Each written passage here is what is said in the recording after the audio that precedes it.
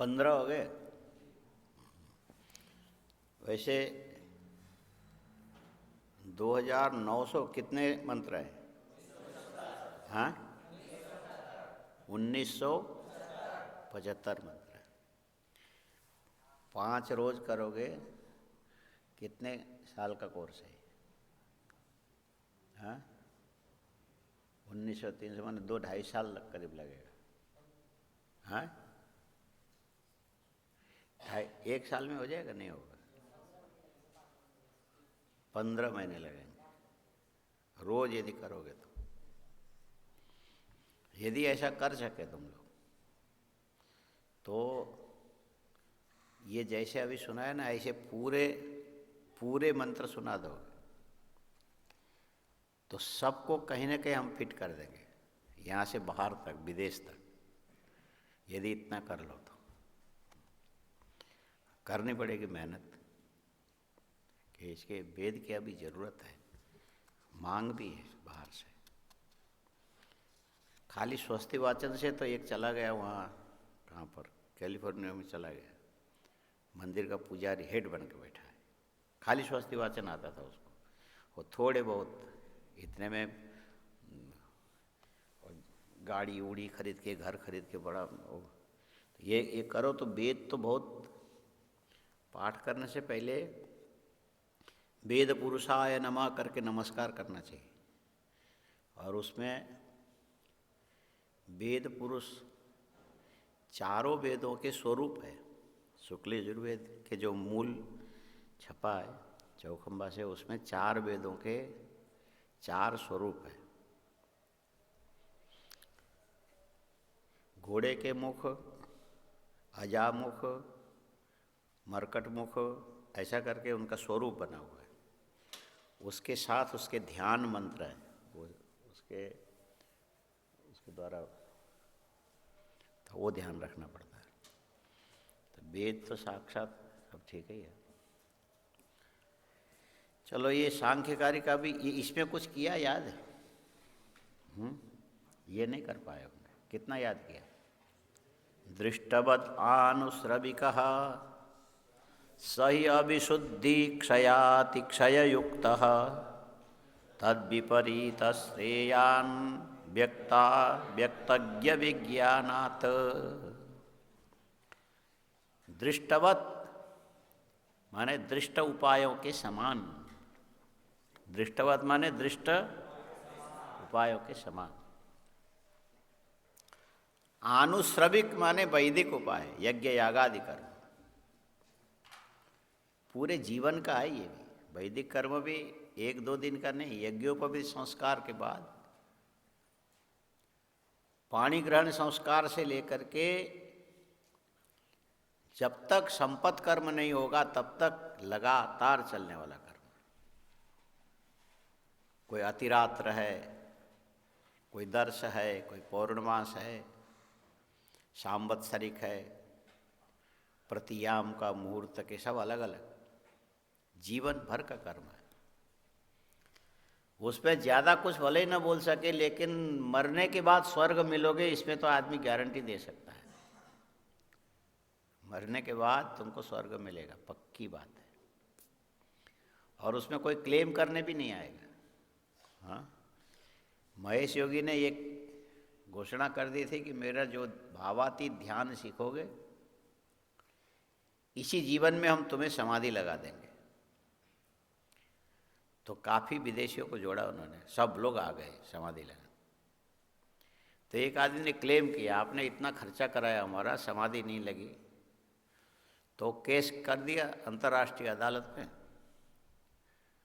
यदि वो जिंदे होते तो उनको जेल हो जाती, क्योंकि पूरा नहीं किया। पर वो केस चलते चलते बीच में चले गए, हो उम्र थी महेश योगी। लेकिन इसमें किसी को जेल नहीं होगा। किसमें?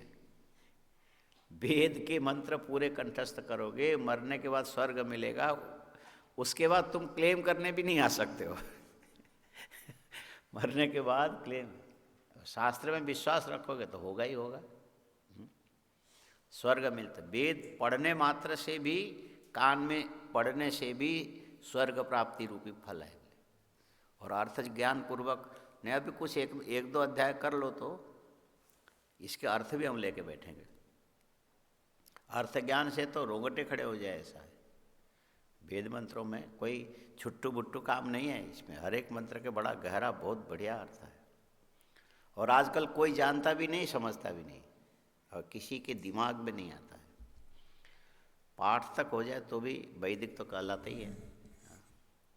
तो ठीक है, तो ये बोलते कि दृष्ट उपाय के समान आनुश्रविक माने वैदिक भी कर्म है, लेकिन दृष्ट उपाय से थोड़ा उत्कृष्ट है। उत्कृष्ट माने श्रेष्ठ, उत्कृष्ट माने श्रेष्ठ है।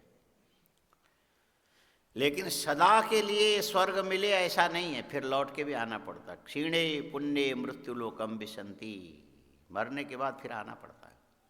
आनुश्रविक कर्म से भी तुम्हें सदा के लिए मुक्ति नहीं मिलेगी। ये पहले अल्प विराम से पहले दृष्टवत आनुश्रविक,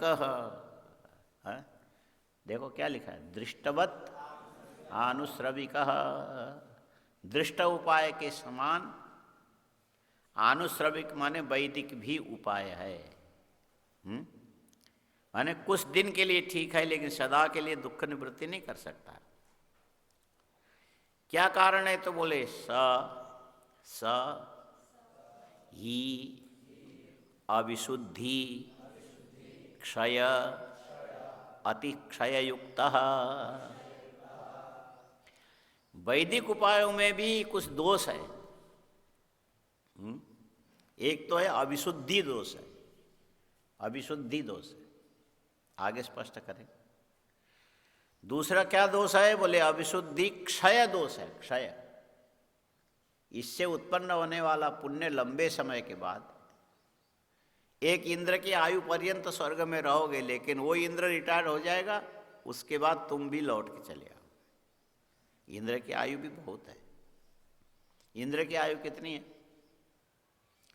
इंद्र की आयु समझो, हम लोगों का जो एक पक्ष है ना 15 दिन, और 2 पक्ष है 1 महीना, तो ये जो 1 महीना है देवताओं का 1 दिन है। 1 दिन और अहोरात्र इसको बोलते हैं। 1 महीने का उनका 1 दिन और 1 रात होता है। और ऐसे 15 दिन का उनका 1 पक्ष होता है। और ऐसे 1 महीने का 30 दिन का उनका 1 महीना होता है। उसी ढंग से उनका 12 महीना होता है, 1 संवत्सर। और उनके देवताओं के माप से 100 संवत्सर पर्यंत देवराज इंद्र की आयु है स्वर्ग में। हाँ? तो यदि तुम ये जो वेद अध्ययन करके स्वर्ग जाओगे तो 1 इंद्र की आयु पर्यंत तो रह ही सकते हो। और विशेष जो अध्ययन करता उपासक अथवा ये च अरण्ये श्रद्धा तपैत्युपासन्ते, दूसरे जो इंद्र आएगा उसके समय को भी निकाल लेता है। वो ऊपर तपलोक में रहेगा, उससे थोड़ा नीचे उतरेगा, फिर एक और। तो उत्कृष्ट तो है, अच्छा तो है, खराब तो नहीं है। लेकिन पुण्य क्षीण होने पर फिर आओगे। बोले बेकार है? कोई बेकार नहीं है, चिंता मत करो। अभी जो यहाँ मरते जन्म लेते उससे तो बढ़िया है ही। वहाँ से लौट के आने के बाद तुम स्वर्ग में इतने लंबे समय तक रह के जो आओगे, तो ऐसे चूहे बिल्ली बन के नहीं घूमोगे। वहाँ से आने के बाद जैसे स्वर्ग से, जनलोक से, तपोलोक से, दिव्य लोक से आए थे कौन? आचार्य द्रोण, शांतनव, शंतनुनंदन भीष्म, कृपाचार्य, ये सब दिव्य लोक के लोग थे। तो उनका पुण्य क्षीण होकर के यहाँ आए, तो अब की बार उन्होंने ऐसा किया कि देखो भीष्म की तो मृत्यु ही कैसे हुई, अब वो दोबारा उनको जन्म नहीं लेना पड़ेगा। इस ढंग से वहाँ से लौटने वाले आते हैं, माने अच्छे खाते पीते बढ़िया, माने सुखी उत्कृष्ट नाम वाले बन के। वो खराब तो नहीं है, लेकिन मुक्त होने के लिए तो उनको भी इसी रास्ते से चलना पड़ेगा। हाँ, व्यक्त अव्यक्त ज्ञ विज्ञान के बिना मोक्ष नहीं मिलेगा। हाँ, क्या चाहिए? तो इसमें अविशुद्धि क्या चीज आई? तो बोले अविशुद्धि माने इसके वैदिक कर्म के अंदर, वैदिक कर्म में अश्वालंब, गवालंब, पशु हिंसा होती है और उसकी देवताओं को बलि दी जाती है। हाँ, यज्ञ में जीवित पशु को भी आहुति देने का ऐसा प्रक्रिया है। ये जो रामायण के अंदर मेघनाथ चला गया था उपासना गृह में, बड़ा गुप्त था उसका, तो वो क्या करता था, काले रंग के 2.5 साल के बकरे, कितने, सारा पूरा शरीर काले रंग का होना चाहिए, 2.5 साल का, और उसका यज्ञ कुंड भी विशिष्ट ढंग से बना था। केवल विभीषण को पता था, रावण को पता था, और नहीं जानते थे, कोई अंदर जा नहीं। और 10,000 की संख्या में काले रंग के बकरे, और एक एक आहुति में एक एक बकरा जीवित ऐसे स्वाहा। वो यदि सिद्ध हो जाता ना तो लक्ष्मण तो क्या, राम भी उसको नहीं मार सकते। इसीलिए उस यज्ञ का विध्वंस करना पड़ा, बीच में रोकना पड़ा। तो ठीक है, तुम इस ढंग से जीवित बकरी के बच्चे को आहुति दे करके सिद्धि प्राप्त कर लो, लेकिन वो बकरा जीना चाहता है, मर तो गया ना। यद्यपि मीमांसकों ने ये कहा कि यज्ञ में जो मारे जाते हैं वो प्रजापति लोक में चले जाते हैं अनायास। ऐसे भी तो उसको लोग मारेंगे, यज्ञ में मरने वाले कहाँ जाएंगे? प्रजापति लोक। तो ये जो किसी की हिंसा है, ये क्या वैदिक कर्म की अविशुद्धि है, ये क्या है? दूसरा क्या, ये पुण्य सीमित है, एक सीमा तक है, उसके बाद फिर लौट क्या आओगे? अविशुद्धि, क्षय और पुण्य क्षय। और क्या चीज है? बोले अतिशय। मर के स्वर्ग जाओगे, यहां से तो सुखी रहोगे, अच्छी बात है। मन को लेके जाओगे कि मन को छोड़ के जाओगे? मर के जाने वाले 17 तत्व लेके जाते, कितने? 5 ज्ञानेन्द्रिया, 5 कर्मेंद्रिया, ये स्थूल नहीं, इंद्रिया चाहिए। इसलिए मल्लिनाथ ने जितने भी कालिदास के ग्रंथ, सबकी व्याख्या में नीचे छंद का उल्लेख जरूर किया। और जब शास्त्र अध्ययन करोगे तो छंद का बड़ा महत्व है। छंद के बिना स्वच्छंद होता है आदमी, छंद के बिना। तो छंद में सबसे पहले छंद का नाम आर्या छंद है। ये जो ये सांख्यकारिक है ना, आर्या में दृष्टवदानुश्रविकः स हि अभिशुद्धि क्षयाति क्षययुक्तः। दृष्टवदानु तद्विपरीतः श्रेयान् व्यक्ताव्यक्तज्ञ विज्ञानात्।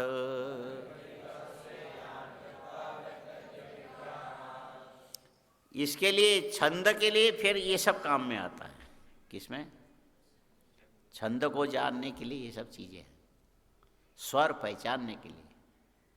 अभी तुम्हारे स्वर में वो लालित्य इसीलिए नहीं आता कि वो छंद बोध, स्वर बोध नहीं है। क्या नहीं है? स्वर बोध नहीं है, छंद बोध नहीं है। हाँ? अभी इसको किसने बजाया था? तुमने? कुछ सीखा था तुम? हाँ, 15 में क्या,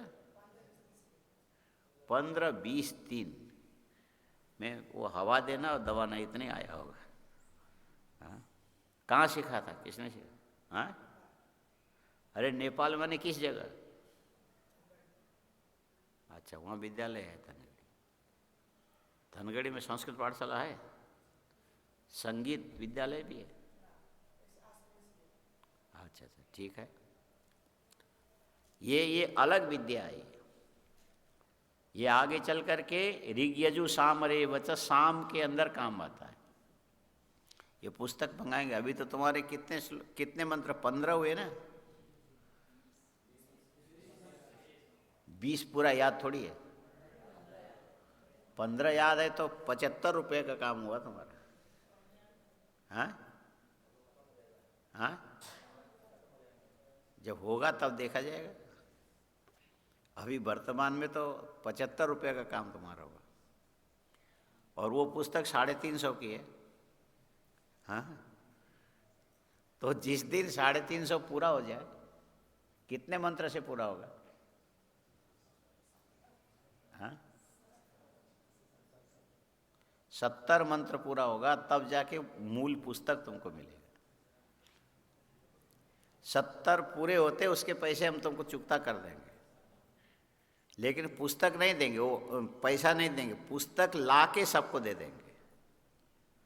नहीं तो पैसा लेके तुम वहाँ जाके मोबाइल रिचार्ज कराने लग जाओ, तो ये कोई अच्छी बात नहीं, पुस्तक ही दे देंगे। और 70 मंत्र कंठस्थ करके उसके द्वारा मिले हुए पैसे से पुस्तक लोगे तो उसको ध्यान से रखोगे। नहीं तो मुफ्त में ये 15 से 20 लाख पुस्तक हम छपा चुके हैं। ये जो मुहिम ना, याद वाले कम, पुस्तक बर्बाद इतने हो चुके हैं अब तक। हाँ, ऐसे मुफ्त में मिल रहा है, लेकिन कोई ध्यान नहीं देता है। खर्चा करके रखोगे तो फिर जीवन भर। हाँ? हमारे पास जिसकी छपाई का संख्या देखते हैं तो सन लिखा रहता है ना, तो 175 साल पुराना पुस्तक अभी तक मैं पढ़ता हूँ, मेरे पास है 175 साल पुराना। ये पन्ना यूँ हो जाए तो टूट जाता है, संभाल के रखने से होता है। और पुस्तक संभालने वाला ही विद्वान होगा, तो पुस्तक ही न संभाले काय को, वैसे ही है।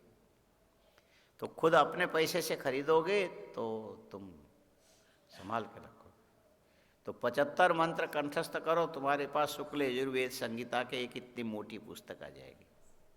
उसमें स्वर का विधान भी है, साम स्वर कैसा, यजु स्वर कैसा, ऋक् स्वर कैसा। एक पूना के एक विद्वान ने उसमें एक भूमिका लिखी है, उसमें सारी चीज़ें रखी है। हाँ, वेद पारायण का क्रम कैसा होना चाहिए, मंत्र सूची भी दिया। अग्नि मंत्र की सूची उन्होंने पहले बना के रख दी। हाँ, करीब 100 से ज़्यादा मंत्र होंगे केवल अग्नि विषय, लेकिन अलग अलग जगह, यहाँ यहाँ यहाँ। नहीं, ऐसा कोई मौका मिला तो उसको अलग संपादन भी कर देंगे। रुद्री भी संपादन है, क्रमशः नहीं है, अलग अलग अध्याय से लिया गया। अग्नि प्रकरण अलग है, इंद्र प्रकरण अलग है, ब्रह्म प्रकरण अलग है, नारायण प्रकरण अलग, सब अलग अलग है। हाँ? तो इस प्रकार जो शुक्ल यजुर्वेद सामने आए तो याद करते जाओगे तो थोड़ी रुचि बढ़ेगी, अच्छा रहेगा। और वेद से कर्म होता है, बोलो। वेद से उपासना होती है, और वेद से ज्ञान भी होता है। तो ये भी आनुश्रविक है। वेद से होने वाला जो ज्ञान है, ये क्या है? तो ये जो आनुश्रविक ज्ञान है, ये उपनिषद अंश में पड़ता है। हाँ, किस में पड़ेगा? और मंत्र अंश में उपनिषद भी आएगा, ज्ञान परक भी, उपासना अंश भी आएगा, कर्म अंश भी आएगा। कर्म, उपासना और ज्ञान। इसीलिए वेद को त्रिकांडात्मको वेद क्या बोलते हैं? वेद में 3 कांड है। वेद में ज्ञान, उपासना और कर्म। और ये जो कर्म वाला जो प्रकरण है, इसी के अंदर दोनों बातें आती, यज्ञ भी आएगा। हाँ, यज्ञ भी आएगा और अन्य जो जीवनोपयोगी कर्म भी आएगा। उपासना में चिंतन कैसे करना चाहिए, मन को एकाग्र कैसे करना चाहिए, वो प्रकरण आएगा। और अंत में ज्ञान, जिससे तुम्हें मुक्ति मिलेगी। तो ज्ञान कांड में आने वाले मंत्रों के अतिरिक्त जो मंत्र से होने वाला आनुश्रविक कर्म है, ये क्षय, अतिक्षय और अविशुद्धि युक्त है। शुरू शुरू में जो है ना, पशु हिंसा युक्त यज्ञ जो करते, अविशुद्धि युक्त है। उससे होने वाला जो पुण्य है क्षय होता है, क्षीण होता है। राजा नौ स्वर्ग में गया, राजा ही बन गया, सीधा इंद्र बन गया, लेकिन उसके पुण्य क्षीण होने से बुद्धि खराब हो गई। पुण्य क्षीण होने से बुद्धि खराब होती है। पुण्य क्षीण होने से बुद्धि खराब होती है, ये भी याद रख लो, लिख के रखो। पुण्य क्षीण होने से बुद्धि खराब होती है, पुण्य क्षीण होने से बुद्धि खराब होती है।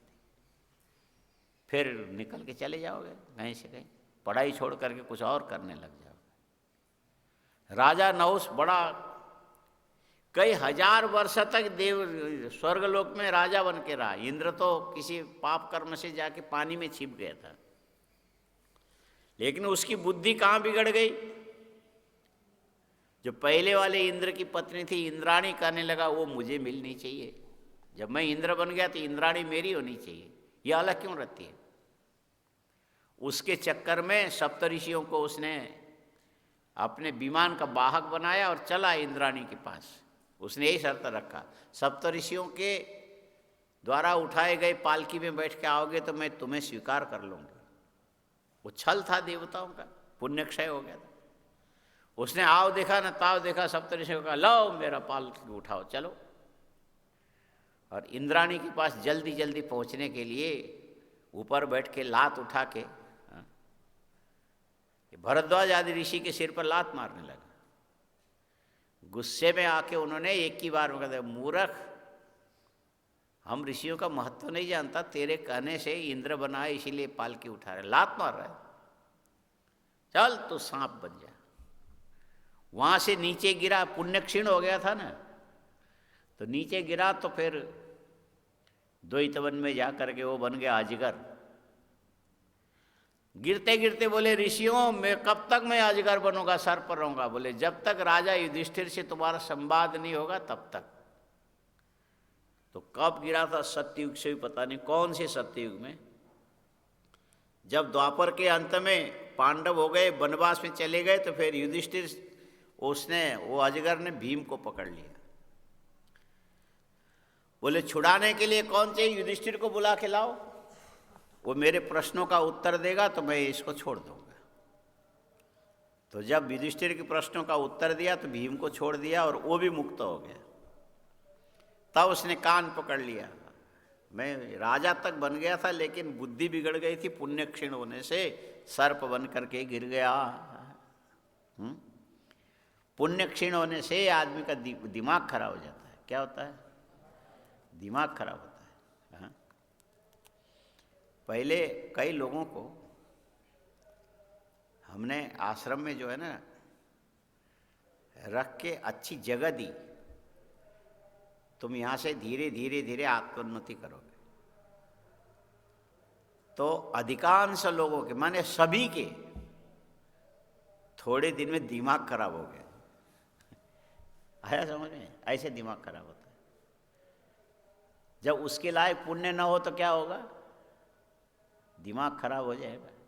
हाँ, चलते चलते रस्सी की तरफ बट करके निकल के चला जाएगा। हाँ, फिर घोड़े गधे के गले में लटक के पड़ा रहेगा। पुण्य क्षीण होने से दिमाग खराब होता है। बोलो, पुण्य क्षीण होने से दिमाग खराब होने से फिर जब गीदड़ को मरना होता तो गांव की ओर भागता है। बोलो, ये भी लिख के रख लो, गीदड़ को मरना होता तो गांव की ओर भागता है। बुद्धि खराब होने से इस ढंग से तुम्हारा पाप ले जाता है दूसरी ओर। इसको संभालना भी साधारण काम नहीं है। बुद्धि बहुत जल्दी खराब हो जाती है। हाँ? बुद्धि बहुत जल्दी खराब हो जाती है। ये समझ में आया? गीदड़ को मरना होता तो क्या करता है, गांव की ओर भागता है। वैसे आदमी का जब पुण्य क्षीण होता है उल्टे रास्ते में चल देता है। ये समझ में आ रहा है? अभी तुम लोगों को नहीं आ रहा होगा। अंकल जी समझते हो, बुद्धि खराब होती तो आदमी उल्टे रास्ते में जाता है। बोलो, तो उल्टे रास्ते पर जाता है। ये लोग तो लिख रहे हैं, आप भी लिख रहे हो क्या? नहीं लिखोगे? कोई खराब नहीं लिखने से, लिख के रख लो, कभी याद आएगा। बुद्धि खराब हो तो आदमी की, पुण्य क्षीण हो तो आदमी की बुद्धि खराब रास्ते में चला जाता है। तो ये जितने भी उपासना और कर्म क्षय, अतिशय और अविशुद्धि युक्त है। पशु हिंसा आदि की जाती है इसीलिए अविशुद्धि, पुण्य की सीमा है इसीलिए क्षय, और पुण्य के प्रभाव से स्वर्ग तक चले गए तो भी अपने से बड़े देवताओं को देख करके तुम्हारे मन में ईर्ष्या के मारे अंदर ही अंदर जलते रहोगे। हाँ? अच्छी जगह पहुंच के भी तुम सुखी थोड़ी रहोगे, ईर्ष्या के मारे अंदर ही अंदर जलते रहोगे। हाँ? अमेरिका के राष्ट्रपति बन के 4 साल तो किसी तरह से रहा, कौन वो मोटा बुढ़ा, हाँ टमटम, हाँ जब अगला चुनाव आया तो हार गया, बोला हार गया तो चिल्लाने लगा मेरे से कमजोर वो जीत गया, मैं सत्ता नहीं छोड़ूंगा। नहीं कैसे छोड़ेगा, जो नियम है वो तो है। अब वो जाते जाते उसके शपथ ग्रहण समारोह में नहीं जा सका, बोले मेरे सामने वो राष्ट्रपति, मैं रिटायर्ड। इस ढंग से अतिशय इसको बोलते, दूसरा कैसे बड़ा बन गया हमसे। ये पुण्य कर्म का जो फल है सापेक्ष होता है, तुम एक स्थिति में रहोगे तुमसे बड़ा, उससे बड़ा, उससे बड़ा, अतिक्षय युक्त। और ये जो तत्व ज्ञान से जो मुक्ति मिलेगी श्रेय, तद विपरीत श्रेयान, ज्ञान में अविशुद्धि नहीं है, ज्ञान कभी क्षीण नहीं होता है। और साथ में ज्ञान से जो तुम्हें मुक्ति मिलेगी, न तुमसे बड़ा दिखेगा न तुमसे छोटा दिखेगा। मुक्ति सबके लिए समान है। मुक्ति कैसा है, इसीलिए दूसरा जो लाइन देखो, तद विपरीतः श्रेयान व्यक्ता व्यक्तज्ञ विज्ञानात्,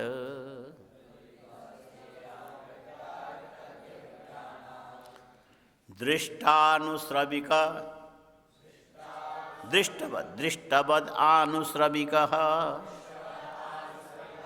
सहि अविशुद्धि क्षयाति क्षययुक्तः, तद्विपरीतः श्रेयान् व्यक्ता व्यक्तज्ञ विज्ञानात्, दृष्टवदानुश्रविकः सहि अविशुद्धि क्षयाति क्षययुक्तः, तद्विपरीत श्रेयान् व्यक्ता व्यक्तज्ञ विज्ञानात्। ये हो गया दूसरा श्लोक। पहला श्लोक कौन था? नहीं वो दुःखत्रयाभिघाता जिज्ञासा तदवघातके हेतौ, दृष्टेशा पार्था चेन्नैकान्तात्यन्ततो भावात्। ये पूरे 72 श्लोक इसी छंद में है, आर्या छंद में। किसमें? आर्या छंद में। इसीलिए श्लोक अलग कंठस्थ करो। हाँ, रोज 5-5 करोगे तो 72 में ज़्यादा दिन नहीं लगेगा। दृष्टवदानुश्रविका सहि अविशुद्धि क्षयाति क्षययुक्त, तद विपरीत श्रेयान। घुटना हिला रहे हो, बंद करो। ये एकाग्रता के विरुद्ध काम है। हाँ? स्थिर होना चाहिए। हाँ? ये नहीं करना चाहिए। दृष्टवदानुश्रविक सहि अविशुद्धि क्षयाति क्षययुक्त, दृष्टवदानुश्रविक सहि अविशुद्धि क्षयाति क्षययुक्त, तद्विपरीत श्रेयान् व्यक्ता व्यक्तज्ञ विज्ञानात्।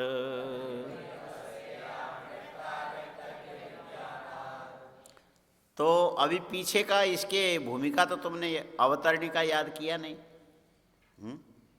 फिर हम आगे बोलते चले जाएंगे, पीछे तुम भूलते चले जाओगे। पानी में नौका चलने से रेखा तो पड़ती है लेकिन मिट जाता है, फिर फायदा नहीं होगा। पानी में रेखा नौका से बनता है लेकिन पीछे के पानी से मिट जाता है। याद करते चले जाओगे तो पीछे का अनुगम होता चला जाएगा। इसको क्या बोलते हैं? अनु माने पश्चात, गम गम ज्ञाने, पीछे को लेकर के तब जाके अर्थ पूरा होता है। ठीक है, पहले 72 श्लोक कंठस्थ करो, इसमें तत्वों की संख्या है, बहुत उपयोगी चीज़ है। जिस पर वाचस्पति मिश्र ने लिखा, ये कोई साधारण चीज़ नहीं है।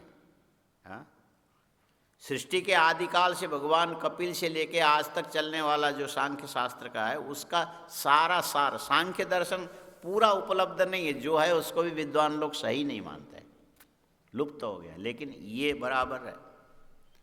दृष्टबदानुश्रविक सही अभिशुद्धि क्षयाति क्षय युक्त तद विपरीत श्रेयान व्यक्ता व्यक्त। इसके बाद तीसरा श्लोक आएगा, मूल प्रकृति रविकृति ही महदाद्या प्रकृति विकृतय सप्तः षोडशकस्तु विकारो न प्रकृतिर्न विकृतिर्पुरुषः। यहाँ से तत्व की संख्या प्रारंभ करें। सांख्य शब्द का ऐसे होता है, संख्या पूर्वक तत्व का निरूपण करना, इसी को सांख्य बोलते हैं। हाँ, संख्या पूर्वक तत्व का निरूपण करना। मूल प्रकृति अविकृति ही महदाद्याः प्रकृति विकृतयः सप्त षोडशकस्तु विकारो न प्रकृतिर्न विकृतिर्पुरुषः। ये तत्वों का जो है ना वर्गीकरण किया गया। हाँ, तत्वों का वर्गीकरण किया गया। एक तत्व है अविकृत तत्व है, एक तत्व है कारण तो रहेगा लेकिन वो किसी का कार्य नहीं, उसको अविकृति बोलते। मूल प्रकृति अविकृति है, उसको किसी ने बनाया नहीं, और किसी ने नहीं बनाया और वो सबको बनाती है। तो किसी से न बनी होने के कारण उसका नाम है अजा। पीछे नहीं आया था, अजामेकाम लोहित शुक्ल कृष्णाम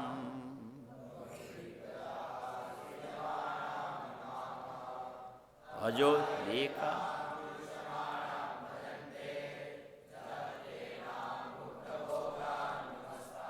फिर से बोलो तो, अजामेकाम लोहित प्रजा श्रीजमानां नमः अजायतां जूषमाणां भजन्ते जहत्येनां भुक्तभोगां नुमस्तान्। इसमें अजा मूल प्रकृति है, वो अकेली है, एकाम, लेकिन उसके तीन रूप हैं। हाँ, एक होके भी तीन रूप है अलग अलग। सुख रक्त कृष्ण, लोहित कृष्ण, लोहित शुक्ल, रक्त शुक्ल और कृष्ण, तीन रूप है। कितने हैं? लोहित शुक्ल कृष्णाम। और वो क्या करती? अनंत प्रजाओं की सृजना करती है, अनंत प्रजा। बहुवी प्रजा सृजमानाम नमः। और हम लोग भी उसी प्रकृति से बने हुए हैं। सबकी आदि जननी वही है। कौन है? अजा प्रकृति है। अजायेताम जूषमाणाम भजन्ते जहत्येनाम भुक्त भोगाम नुमस्तान। अब इसमें इन सब चीज़ों को थोड़ा सही बना के बोलने के लिए फिर स्वर का अभ्यास चाहिए, स्वराभ्यास। वैसे तो आज हम लोग देर से शुरू किए क्या? कितने बजे? 4:30 और 5:30 हो गया। 5:30 हो गया?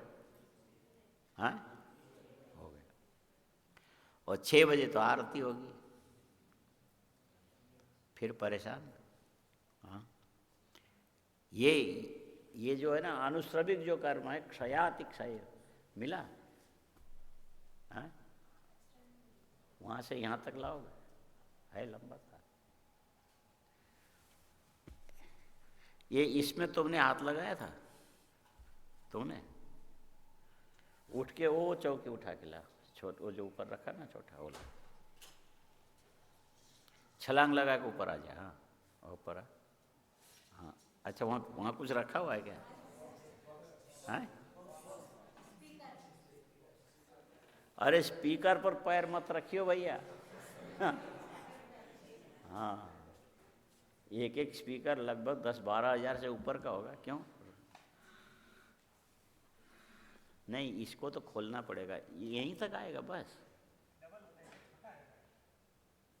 अच्छा अच्छा अच्छा, हाँ ठीक है, डबल किया, उसमें तार कम है। अच्छा, चला तो नहीं गया? नीचे गिरने से बटन दबा के देखो, कनेक्शन आया।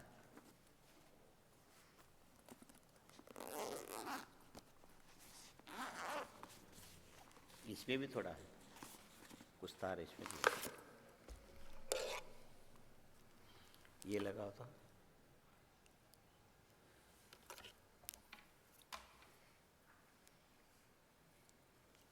ये सब पुरानी चीजें हैं, ये पता नहीं कब का है।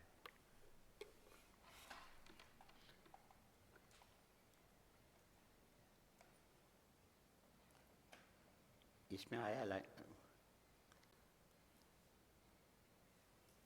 लाइट जली, यहाँ चालू है।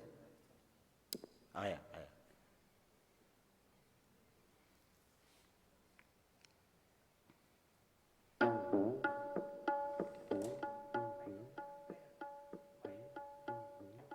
नहीं, बाइक के लायक अभी कहाँ कोई हुआ है, देखे की जरूरत है।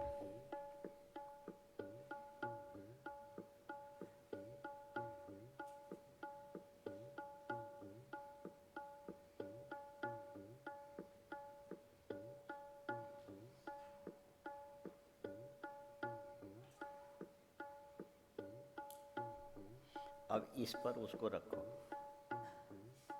उठा के। अब तू इधर बैठ, देखना